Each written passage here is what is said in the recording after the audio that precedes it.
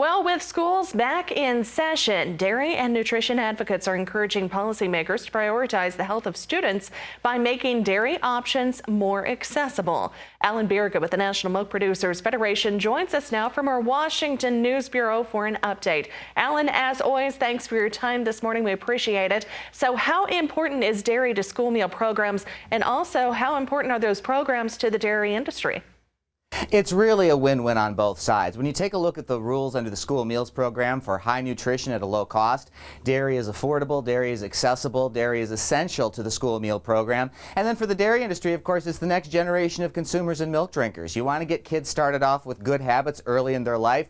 Dairy is essential to that, and it's a really proud contribution that America's dairy farmers make to the nation's nutrition, specifically with school children.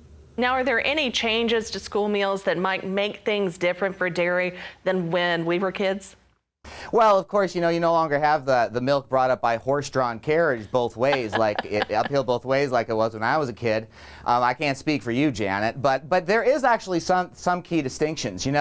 Back when we were younger, we could be having whole milk, 2% milk, a lot of varieties. In fact, it's shown that 80% of the milk consumed at home by school kids are whole or 2% milk. So guess what types are not used in the school meals program? There was a lot of anti-fat, lack of understanding of the nuances of fat science going on around the turn of the century. You saw a lot of allowances made where only low-fat or skim milk options would be allowed in schools.